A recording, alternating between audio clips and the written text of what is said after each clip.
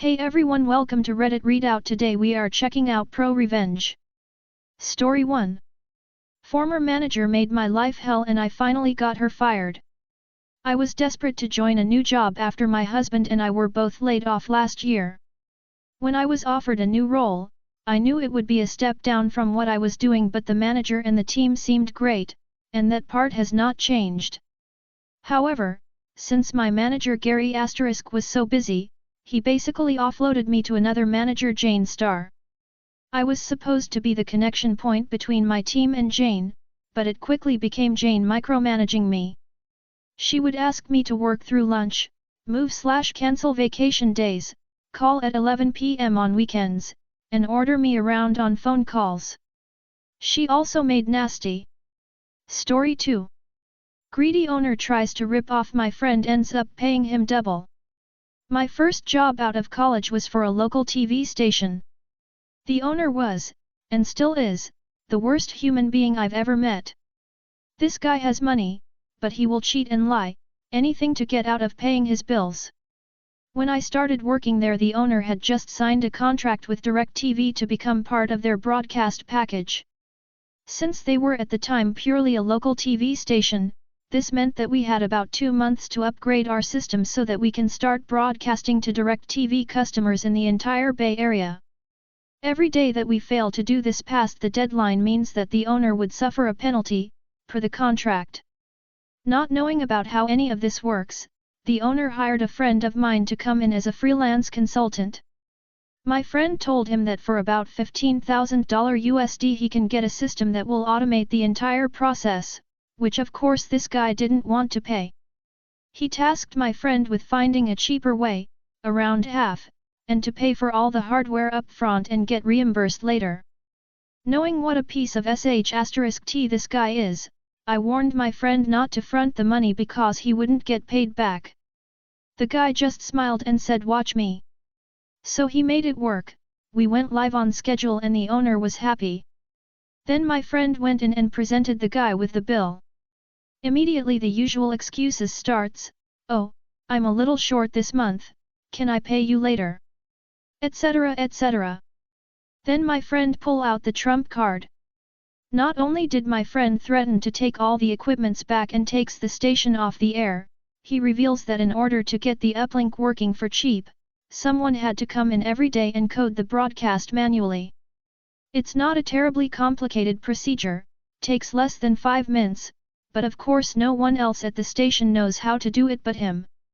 So either the owner can pay him what he's owed, plus a $2,000/month consulting fee, or the station goes dark and he starts paying the penalty to DirecTV. The fucker paid, fast. So instead of $15,000, he ended up shelling out more than double that amount as my friend lapped up his $2K/month fee for close to a year before he felt bad and finally teach someone there how to do it. Moral of the story, only thinking about short-term gain will always cost you more in the long run. Story 3. Naval officer didn't want to live with enlisted gets fired. So this happened about 1.5 years ago, but I recently heard the news on how far my revenge went. I was a Navy enlisted service member and was stationed in Yokosuka, Japan for a few years before I got transferred back stateside. I worked in the main hospital that cared for service members and their beneficiaries. It's a small hospital so everyone knows everyone. Shortly after I left, I caught wind of a new physician officer working in the radiology department. My friends would say he's horrible to work with, but that's nothing new. However, someone saw him print a letter and he left it on his desk and took a picture of it and sent it to me. He's requesting to move from enlisted housing to officer. Edit, found out it's not a private letter, he did actually send it to housing, and most of housing is ran by enlisted members. For context, military housing is available for those who are married, have a family, or are qualified based on their rank and depending on the military base itself. Typically, officer housing is much nicer than the enlisted. In Yokosuka, housing is basically the same all around because it's overseas. But most of the housing are apartments and each apartment complex is called a tower, example, Fuji Tower. There are 9 towers and 2 are for officers since enlisted members outnumber officers by a lot. Now, one thing about the military, shit happens. When getting stationed, it is the active duty member's responsibility to either apply for housing on or off base before arriving, depending on what is allowed. If there is limited space and you don't apply for housing on time, then you get put where there is space. So our new officer got placed in an enlisted tower. Mind you, enlisted members have families of their own and other officers have been placed in enlisted housing before without an issue. Here are some quotes in his letter, and yes, this guy has a PhD.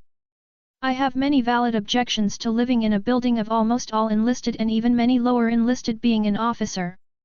There is a lot of crime, violent actions, drug use, and alcoholism that happen in enlisted housing. There are also sexual assaults and other perverts. I have a good-looking family, a wife, and 2 daughters aged 3 and 4. They are prime targets to be victims for these enlisted deviant activities. My family should be safe in housing that is with officers. Officers are much more respectable and these types of deviant activities are incredibly rare compared to the deviant activities of enlisted being commonplace. Other officer families will not want to visit us because our family lives on enlisted housing. My children need to make friends with other officer children. My wife needs to make friends with other officers' wives. I need to make friends with other officers. Forcing an officer to live in a large apartment building with almost all enlisted is unethical. You get the idea, so this guy basically looks down on all enlisted service members assuming every single one are drug users, perverts/pedos, criminals, etc. The kicker? He was an enlisted army member before going to officer school. In civilian terms, think of a manager that discriminates and calls all of his subordinates criminals, violent, alcoholics, pervs, drug users, etc. based on your job position. Forgetting that some have a family and maybe aren't any of those things. And he not only have the authority to ruin your work life, he can ruin your personal life, deny days off, make you stay late, write you up if he doesn't like you and not letting you promote. Safe to say, everyone was pissed and I have nothing to lose. I was separating soon and figure I'd have some fun before I get out. I created a burner Facebook account and posted the letter and the officer's picture on a popular military enlisted group page. Within 2 days, it spread like wildfire. But I wasn't done yet. The military has something called challenge coins. Think of trading cards but custom coins that come in many shapes and sizes. I designed one with his face and a big middle finger in the back. On top of that I designed stickers to show how proud us deviants are. Other coin designs came from other people as well but so far I think mine was more popular. I sold over 70 coins to the initial person who originally sent me the picture at a huge discounted price so she can sell them for a profit for herself. So the officer's face is everywhere because most people keep their coins displayed on their desk. No matter where the officer went at work, he would see his face on someone's desk. And since it didn't have his name on the coin, can't officially say it's him. I sold more stateside and even some got sent to Europe. I made about $3,000 overall, which was nice. The story even got featured on the online naval newspaper and on 2 popular YouTube channels. And if you're military, you know the only time big military care is when it's too big to sweep under the rug. This story got the officer sent up to captain's mast, which is like Navy court. He tried to say his wife was the one that wrote the letter but no one is buying it because her writing style is way worse. She even tried to take the fall but no one believed her. They both ended up deleting all social media. Due to this, he got served 3 UCMJ articles which basically are his offenses. But there's more. When you're in the military, you have a deadline on how long you can be a certain rank. If you don't pick up, then you're kicked out. And because he's new and got served UCMJ articles, he won't be up for promotion and therefore was involuntarily separated. Also the officer program he went through pays for his PhD. When the military pays for your PhD, you have to serve 10 years to pay them back. If you don't complete 10 years, you have to pay the military back with money instead of time.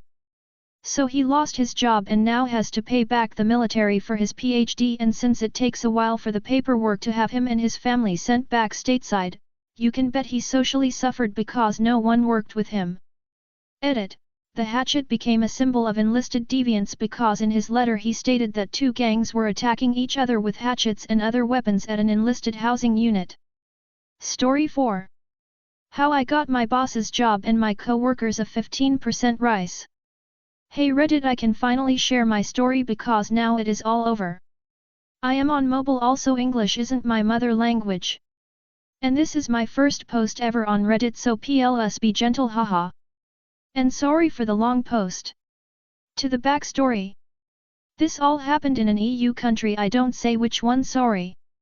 I did my apprenticeship in a mid to big size factory as a machine operator. After I completed my apprenticeship I worked in the production for around 1 month. Then I got called into the office and they asked me if I can do some holiday replacement, so I said yes, why not, better hours and clean work. I got teached the systems, which was pretty easy because I manufactured those parts for 1 year. After my coworker came back from their vacation they asked me to stay and became a part of their team, so I said yes, sounds good. So I was now working in the sales/quality department. Now to the present time, 7 years later.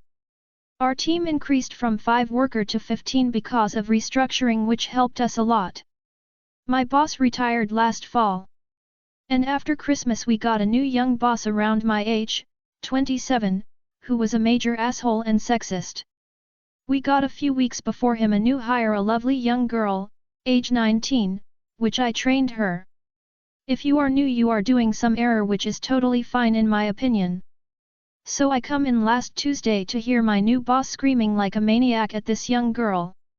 I asked her what happened and she said she filled the wrong form, which happens even to me.